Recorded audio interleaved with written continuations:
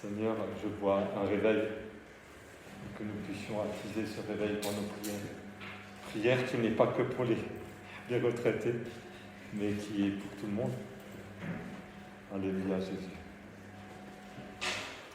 Seigneur, merci de nous parler ce matin au travers de ta parole.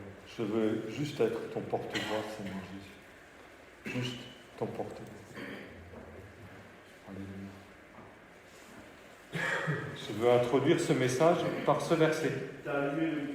Ah, très bon. Merci. Voilà. Je veux introduire mon message par ce verset. 1 Pierre 1,23. Puisque vous avez été régénérés par la parole vivante et permanente de Dieu. Le problème, c'est que tout de suite après, Pierre, au chapitre 2, va parler de la pierre angulaire. Vous savez, la pierre angulaire, c'est Jésus. Et puis, il dit, il s'y heurte pour n'avoir pas cru à la parole. C'est un avertissement très fort pour ne pas se prendre le pied dans le tapis. Ça vous arrive, ça, parfois, de vous prendre le pied dans le tapis? Enfin, moi, je sais que ces derniers temps, je lève un peu moins le pied. Et il m'arrive parfois, en forêt, en marchant, me prendre une racine. N'est-ce pas, Christian? Est-ce que tu as été régénéré par la parole vivante et permanente de Dieu? Ailleurs, la parole nous renvoie vers d'autres versets, dans Jacques 1,18. Engendré par la parole de vérité, ou dans 1 Thessaloniciens, la parole qui agit en vous. Régénéré est aussi traduit par nouvelle naissance. Attends, là tu vas trop vite. Reviens, je te fais signe, hein, d'accord, pour passer les diapos. Écoutez ce que ça donne dans d'autres traductions.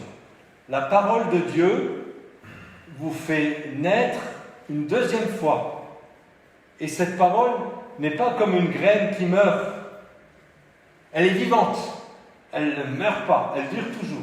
Ou encore dans Parole vivante, rappelez-vous que la semence de vie par laquelle vous êtes nés de nouveau n'est pas de nature mortelle et éphémère. C'est une semence immortelle. C'est la parole vivante et éternelle de Dieu. Alors on comprend pourquoi la Bible se termine par de terribles avertissements à ceux qui ajoutent quelque chose à la parole ou à ceux qui retranchent quelque chose à la parole. Et aussi cet avertissement de Jésus quand il dit « Le ciel et la terre ne passeront point, il ne disparaîtra pas de la loi un seul iota ». Un seul iota, c'est juste un point, hein, un petit trait, une virgule. Hein. C'est la lettre la plus petite de l'alphabet hébreu, iota. Pas un seul iota et pas un seul trait de lettre. Et quiconque donc aura supprimé l'un de ces petits commandements sera le plus petit dans le royaume. Qu'est-ce que tu fais avec ta Bible? Ma question, est-ce que tu es né de nouveau? Est-ce que tu es né une deuxième fois? Est-ce que tu es né de Dieu?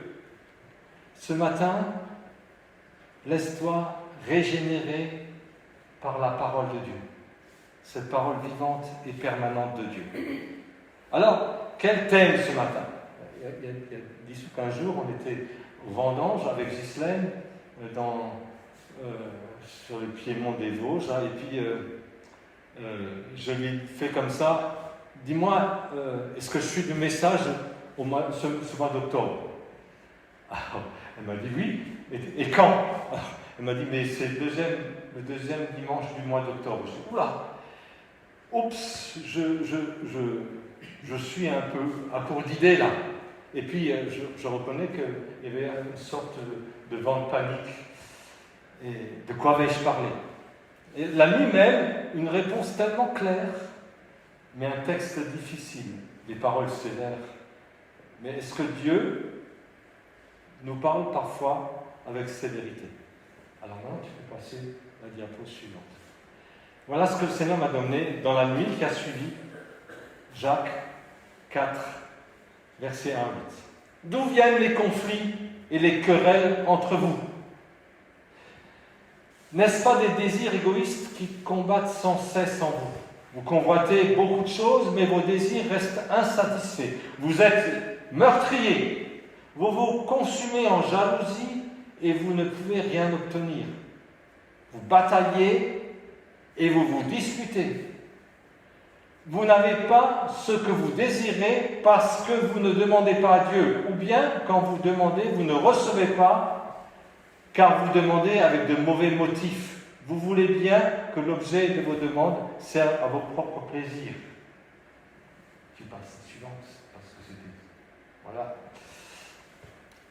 Et alors c'est dur, parce qu'il dit là, « Peuple adultère que vous êtes, ne savez-vous pas qu'aimer le monde, c'est haïr Dieu? Si donc quelqu'un veut être l'ami du monde, il se fait l'ennemi de Dieu. Prenez-vous pour des paroles en l'air ce que déclare l'Écriture? Dieu ne tolère aucun rival de l'Esprit qu'il a fait habiter en nous, mais bien plus grande est la grâce qu'il nous accorde. Voici donc ce que déclare l'Écriture. Dieu s'oppose aux orgueilleux, mais il accorde sa grâce aux humbles. Soumettez-vous donc à Dieu, résistez au diable, et il fuira loin de vous. Approchez-vous de Dieu, et il s'approchera de vous. Pour moi, c'était évident que c'était la parole que le Seigneur mettait sur mon cœur pour ce message ce matin. Alors, on n'est peut-être pas d'accord avec les termes utilisés. Ici, sans doute, il s'agit de grosses disputes, de gros conflits. Alors, je vais peut-être effleurer le texte, parce que le texte parle de lui-même. Mais permettez-moi de relever juste quelques mots, quelques versets.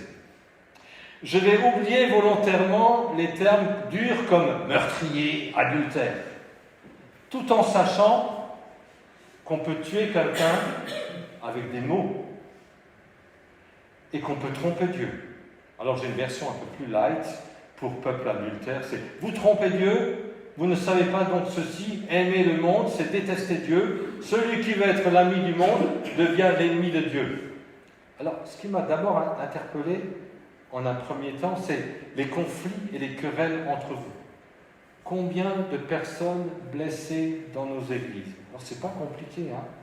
Il suffit de regarder un peu le parcours, nos parcours, à nous, chacun. L'autre chose qui m'a interpellé, c'est vous voulez que l'objet de vos demandes serve à vos propres plaisirs. Et ce qui m'arrive parfois de prendre mes désirs pour des réalités. Et tout de suite, la réponse de la Bible, mes pensées ne sont pas vos pensées. Ce qui m'a surtout interpellé en un premier temps dans ce passage, c'est soumettez-vous donc à Dieu, résistez au diable. Et encore, approchez-vous de Dieu et il s'approchera de vous. Ça, c'était très fort. Et puis, il y a eu ce passage où croyez-vous que l'Écriture parle en vain? Et je me disais, parfois, notre compréhension de la parole, on l'arrange un peu à notre monde d'aujourd'hui. Et c'est avec jalousie que Dieu chérit l'Esprit qui a fait habiter en nous. Ici, c'est semeur. Prenez-vous des paroles en l'air, prenez-vous pour des paroles en l'air ce que déclare l'Écriture. Dieu ne tolère aucun rival de l'Esprit qu'il a fait habiter en nous. Ou ailleurs encore, croyez-vous que l'Écriture parle sans raison? J'ai entendu quelqu'un qui disait l'autre fois, il ne faudrait pas que tu lises ce passage-là, pour la Sainte Seine, c'est pas bon. Et le frère a répondu, mais c'est écrit dans la parole. Et il avait raison de lui dire ça.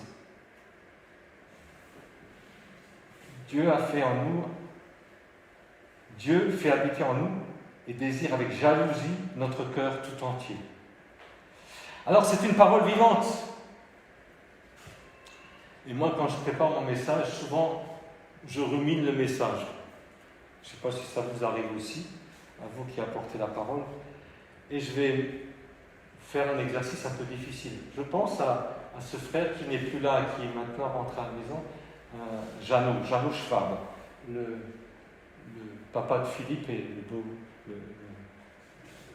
beau-père de Yolande, qui n'hésitait pas, devant une assemblée de 300-400 personnes, d'ouvrir son cœur et de dire ce que le Seigneur lui demandait de dire.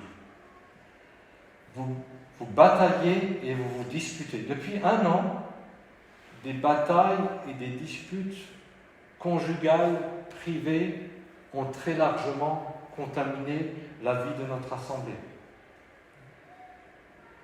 Pardon d'avoir été affecté et blessé par l'attitude et le positionnement de certaines personnes dans l'Église. Cette histoire aurait dû nous amener tous à la croix, avec des pleurs, pour reconnaître et confesser nos erreurs. Dans l'Ancien Testament, il est question du sac et de la cendre, ou à minima de déclarer un jeûne et prière. Pardon, est-ce qu'on a été trop orgueilleux pour faire ça? Nous nous sommes, je le suis, arc-boutés sur mes positions, sur nos positions, sur nos convictions. Je vous demande pardon à tous. Et je veux ce matin, publiquement, secouer mon manteau, déposer les armes. Alors pas comme Vercingétorix dans Astérix le Gaulois, où jette les armes par terre pour que l'empereur soit effrayé. Non, déposer les armes devant Jésus. Je lisais tout de suite après, Paul, prisonnier de Jésus. Je veux être prisonnier de Jésus. Alors bien sûr c'est facile, parce que Paul c'était dans d'autres circonstances. Mais pas prisonnier du diable qui divise. Alors, pour continuer, ce matin je vais vous parler d'un principe, d'une spécificité anabaptiste. La Gelassenheit. Jean-Jacques m'a prêté un livre. Alors au début je me suis dit, peut-être qu'il faut qu'il me demande de lire ça parce que je suis très concerné par ça, quoi. Un livre, c'est un extrait d'une étude réalisée par François Codwell et c'est publié dans ce livre-là. Je vais reprendre exactement les termes pour ne pas me tromper, parce que je pense que c'est important de dire ce que ce frère a écrit. Alors, il n'y a pas de doigt pointé. Jean-Jacques, tu l'as confirmé, je pense. On a partagé ensemble. Vous connaissez ma pensée sur le doigt pointé. Il y a 3 doigts qui reviennent vers moi. Normalement, il faut même prendre l'index et le mettre aussi dans cette direction. Dans les dictionnaires traduits par lassitude, délaissement, détachement, en allemand traduit par soumission, humilité, renoncement, abandon, détachement. Pour nous, tout laisser pour le Christ, faire la volonté du Seigneur, le laisser faire toutes choses dans nos vies, abandonner sa propre volonté pour que le Christ règne sur notre vie. Un abandon confiant, intègre une attitude d'obéissance avec cette conviction que le Seigneur prend aussi soin de nous par les commandements qu'il nous donne. L'abandon entre les mains de Dieu conduit nécessairement à un engagement radical dans une obéissance active et inventive. Elle détient la puissance de l'amour, d'une décision en faveur de Dieu et du prochain. Avec Jésus, le croyant dans la Gelassenheit s'en remet entre les mains du Père et reçoit tout de lui, y compris la manière de diriger son existence. Ce faisant, la Gelassenheit devient source de la paix de Dieu qui surpasse toute intelligence, de la joie parfaite et de la vie en abondance. Il y a beaucoup d'exemples dans la Bible sur la Gelassenheit. Et déjà dans Deutéronome, ce que le Seigneur attend de toi, c'est que tu marches humblement avec ton Dieu. C'est déjà dans l'Ancien Testament. Dans les psaumes, enseigne-moi à faire ta volonté. Psaume 143, 10. L'exemple de Jésus. Si je suis descendu du ciel, ce n'est pas pour faire ce qui me plaît, mais pour accomplir la volonté de celui qui m'a envoyé. À Gethsémane, il prie, « Ô Père, si tu le veux, écarte de moi cette coupe. Toutefois, que ta volonté soit faite et non la mienne. Il s'abaissa lui-même en devenant obéissant jusqu'à subir la mort, oui, la mort sur la croix.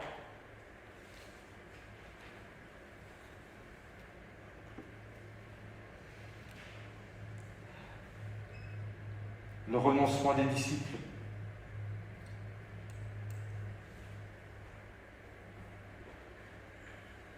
Dès qu'ils eurent ramené leur bateau au rivage, ils laissèrent tout et suivirent Jésus.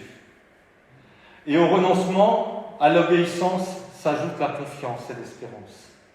L'apôtre Paul résume la condition nouvelle de disciple par une très courte expression, en Christ. Être en Christ se déploie dans une grande variété de situations avec de nombreuses conséquences. Vivre dans la foi au Seigneur Jésus, qui m'a aimé et qui s'est livré pour moi. Apprend à l'apôtre à se suffire à vivre dans l'abondance comme dans le besoin. Dans l'assurance que rien ne pourra nous séparer de l'amour de Dieu manifesté en Jésus-Christ notre Seigneur. La Gelassenheit exprime l'élan d'une conformité au Christ, une foi qui ne serait pas seulement croyance, mais abandon de tout l'être vers son Dieu, une foi existentielle. Vivre la Gelassenheit n'allait pas de soi dans l'Église primitive. Les premiers chrétiens ont dû laisser tomber leur sécurité religieuse, économique, politique et idéologique. Mais avec les persécutions, les premiers chrétiens vont devoir faire l'expérience de la radicalité et ils seront mis devant un choix existentiel. À la suite du premier martyr, Étienne, ils apprendront le renoncement, l'abandon. Seigneur Jésus, reçois mon esprit. Un réformateur allemand, Andreas Bodenstein-Karlstadt, 1486-1541. Quand on dit que la parole est vivante et permanente, on peut retrouver des témoins jusqu'en 1486, mais bien avant encore, parce qu'il y a toujours eu des réveils des hommes et des femmes qui se sont levés et qui ont découvert la parole et qui ont été touchés par cette parole vivante et permanente. Voilà comment Andreas Bodenstein décrit la Gelassenheit. Il était très proche de Calvin, je crois, et puis après s'est rapproché de l'Église anabaptiste. Aimer Dieu de tout son cœur, craindre Dieu et rien d'autre, avoir confiance en Dieu et en nul autre, s'attacher à Dieu et en nul autre, servir Dieu de toute son âme. Une autre spécificité de l'anabaptiste, c'était aussi le refus de porter des armes. Et alors là, du coup, la Gelassenheit, combinée à ça, devient un petit peu compliquée. Est-ce qu'on doit laisser faire l'ennemi? Non, ça ne veut pas dire se laisser enfermer dans une sorte de mollesse, ohne Kraft, sans force, sans réaction. Et là, on revient à mon texte. Soumettez-vous donc à Dieu, résistez au diable, et il fuira de vous. Alors que se déclenchait cette crise dans notre assemblée, le 8 août 2021, le matin même, alors que ce couple vient un peu vers moi pour me dire ce qui se passe, je lis dans Ploug Réveil. Alors Ploug Réveil, c'est aussi des ménos, hein, parce que c'est des outériens, c'est aussi d'origine ménonite. Hein. Le 8-21. Voilà ce que écrit André Mouret. Donc André Mouret, c'est un message que je reçois tous les matins de ce Ploug Réveil que je trouve pas mal. Et donc, systématiquement, je lis ça. Et ce matin-là, je disais, comme les marchands de la parabole ne purent obtenir la perle de grand prix qu'en vendant tout ce qu'il avait, il s'agit pour nous de renoncer à tout, spécialement à toute volonté propre, à tout désir propre, à toute recherche de nous-mêmes, à notre moi tout entier, pour acquérir la bénédiction de Pentecôte dans sa plénitude. Il faut que le vase soit entièrement vidé de tout son contenu pour que l'eau vive puisse le remplir tout à fait. Ça, c'est un programme. Mais pour moi, je l'avais reçu et je l'ai envoyé à tous les frères et sœurs. Ça, c'est de la Gelassenheit. Alors, la Gelassenheit, pour moi,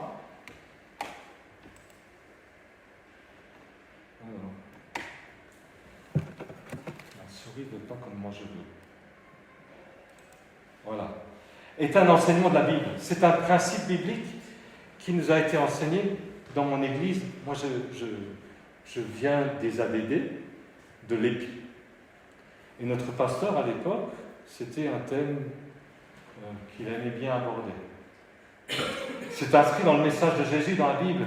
Pour moi, ça correspond au lâcher-prise, à la mort à soi-même, au renoncement. Je te donne ma vie, je veux te suivre, je veux demeurer en toi. Alors on a vécu des exemples et je pense qu'on est tous les jours appelés à vivre cela. Je pense à tout au début dans cette église, ils ont mis en place une école des disciples. Et nous on a dit, ça c'est pour nous. Alors Bernadette et moi, on n'avait pas d'enfants et tout, on s'est dit, on y va. Et puis, on était jeunes convertis, et les chrétiens qui nous avaient amenés au Seigneur dans les Alpes, là, du côté de Voiron, nous ont dit « Non, vous êtes trop jeunes. Mais non, vous allez trop vite, doucement. » Alors on s'est dit « Ah bon, bien, Seigneur, on te remet ça, on fait mourir le projet. On te dit, Seigneur, ok, ils disent qu'on va obéir. » Donc on l'a laissé faire, on a dit, c'est peut-être pas de toi, peut-être qu'on est effectivement trop jeune, et puis on a pris nos désirs pour des réalités, et on a laissé tomber. Et l'année d'après, il y avait une deuxième année, il n'y en a eu que deux. Une première année en 81 et une deuxième année en 82. Bon, c'est des histoires. Et la deuxième année, de nouveau, cette envie très forte, tous les deux, sans qu'on se parle, d'aller faire cette école des disciples. Et là, du coup, on a dit, ok Seigneur, ça vient de toi, cette fois-ci on y va, on s'inscrit. On a eu une même histoire au niveau d'une cafétéria. On s'occupait, on était responsable avec plusieurs d'un coffee bar. À l'époque, c'était la mode. Et puis, dans nos rencontres, on s'était dit, ce serait bien d'avoir un bus à double étage. On pourrait acheter un vieux bus anglais, là, et puis le mettre place Kléber, place Gutenberg, et puis évangéliser. Et alors on commençait à prier pour ça, à mettre de l'argent de côté. Et à l'époque, je trouvais qu'il y avait pas mal d'argent, parce qu'on avait déjà 10 000 francs. Bien sûr, en euros, ça ne vaut plus rien maintenant. Mais à l'époque, c'était beaucoup d'argent pour un petit groupe, un petit noyau de jeunes là, qui avaient un peu une idée un peu folle.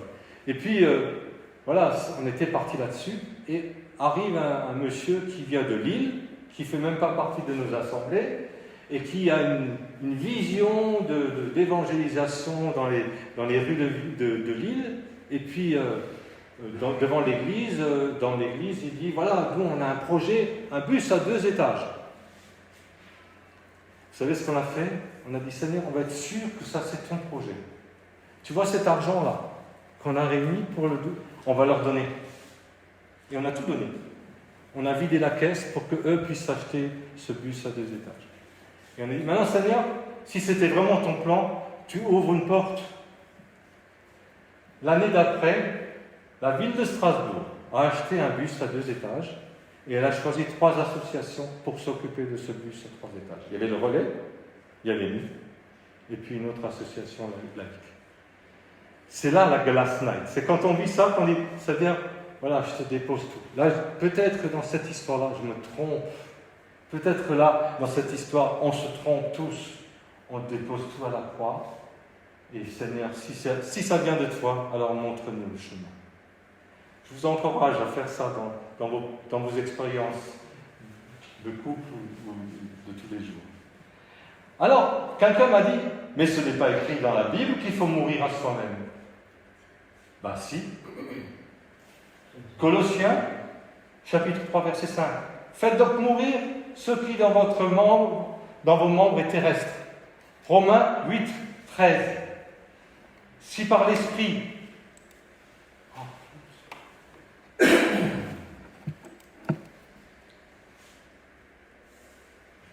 excusez-moi,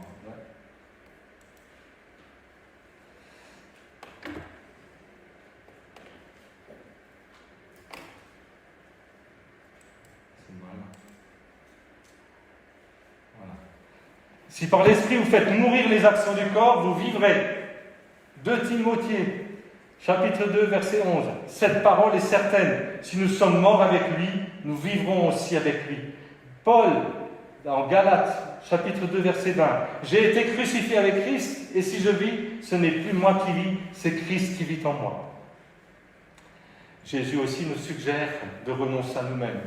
Il dira, dans l'évangile de Marc, si quelqu'un veut me suivre, qu'il renonce à lui-même, qu'il se charge chaque jour de sa croix et qu'il me suive. En effet, celui qui est préoccupé de sauver sa vie la perdra, mais celui qui perdra sa vie pour moi la sauvera. Dans un autre passage, il nous exhorte à prendre le chemin étroit et à entrer par la porte étroite. Alors, l'homme nouveau, c'est l'homme régénéré. Que nous puissions laisser cette parole agir en nous. Je reviens à ce que j'ai dit au début. Naître une deuxième fois, naître de nouveau, être régénéré par la parole vivante et permanente de Dieu. Soyez continuellement en train de naître de nouveau. Quand nous sommes de service tous les deux, il n'y a pas d'échange par rapport à ce qu'elle va dire ou à ce que moi je vais dire. Et souvent, le Seigneur permet que la présidence et le message collent. Nous avons besoin de retrouver notre identité en Jésus. Notre identité étant celui qui est notre tout. Notre identité doit être marquée par le Saint-Esprit. Notre identité passe par une relation intime avec Jésus. Et sinon, je risque d'arrêter le projet de Dieu. Par mon comportement, je risque d'être un obstacle au projet de Dieu, ou à m'opposer au projet de Dieu. Alors, on a besoin, j'ai besoin de demander pardon. L'homme ou la femme nouveau est un homme ou une femme régénéré qui diffère du vieil homme. Romains 6,6. Nous savons que notre vieil homme a été crucifié avec lui afin que le corps du péché soit réduit à l'impuissance et qu'ainsi nous ne soyons plus esclaves du péché. Bien, merci. Il est un homme nouveau parce qu'il est devenu participant de la nature et de la vie divine. Colossiens, chapitre 3, verset 3. Car vous êtes morts et votre vie est cachée avec le Christ en Dieu. 2 Pierre 1, verset 4. Sa divine puissance nous a donné tout ce qui est nécessaire à la vie et à la piété en nous, faisant connaître celui qui nous a appelés par sa propre gloire et par sa force. Celle-ci nous assure les plus grandes et les plus précieuses promesses. Ainsi, grâce à elle, vous pouvez fuir la corruption qui existe dans le monde par la convoitise et devenir participant à la nature divine. Alors, il ne s'agit pas, et en aucun cas, du vieil homme restauré ou amélioré. 2 Corinthiens, chapitre 5, verset 17. Si quelqu'un est en Christ, il est une nouvelle créature. Les choses anciennes sont passées. Voici, toutes choses sont devenues nouvelles. Galates, chapitre 6, verset 15. Peu importe d'être circoncis ou non, ce qui compte, c'est d'être une nouvelle créature. Colossiens, chapitre 3, versets 9 à 10. Ne vous mentez pas les uns aux autres, car vous vous êtes dépouillés de l'homme que vous étiez autrefois, avec tous ses agissements, et vous vous êtes revêtus de l'homme nouveau. L'homme nouveau, c'est le chrétien dans lequel Christ se forme. Colossiens, chapitre 1, verset 27. Christ en vous, l'espérance de la gloire. Et voici ce secret, c'est une autre version. Le Christ est en vous, lui qui se concentre, en qui se concentre l'espérance de la gloire à venir. Alors, si tu veux vivre la vie nouvelle, médite la parole. Je lisais dans Parole des jours, le 4 octobre, que signifie méditer ? On pourrait le définir ainsi, s'engager dans la contemplation ou la réflexion, concentrer ses pensées sur quelqu'un ou quelque chose, David dit, je méditerai sur toute ton action, je réfléchirai sur tous tes hauts faits. Tandis qu'on ne médite pas, tant qu'on ne médite pas la parole de Dieu, on ne peut rien dire qui fasse vraiment la différence. On n'aura qu'une opinion banale qui se perdra dans le tourbillon des pensées humaines. Il deviendra alors impossible de persuader qui que ce soit ou de toucher en profondeur le cœur de quiconque. C'est la parole de Dieu qui transforme, pas la parole des hommes. La parole de Dieu est une puissance accessible par la méditation.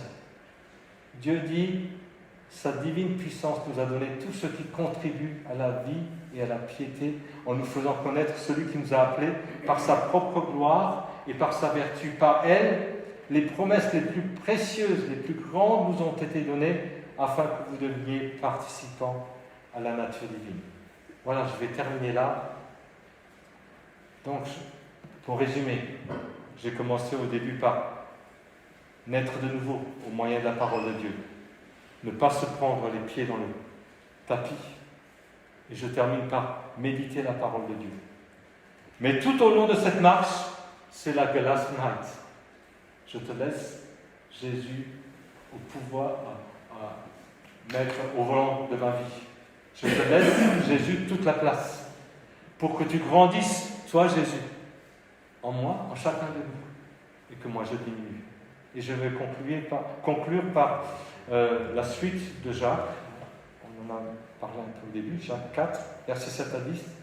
Soumettez-vous donc à Dieu, résistez au diable, et il fuira loin de vous. Approchez-vous de Dieu, et il s'approchera de vous. Nettoyez vos mains, pécheurs, et purifiez votre cœur, vous qui avez le cœur partagé. Prenez conscience de votre misère, et soyez dans le deuil. Pleurez, que votre rire se change en pleurs, et votre gaieté en tristesse. Abaissez-vous devant le Seigneur, et il vous relèvera. Amen, Seigneur. Seigneur, on a prié pour un réveil. On n'arrête pas de prier pour un réveil.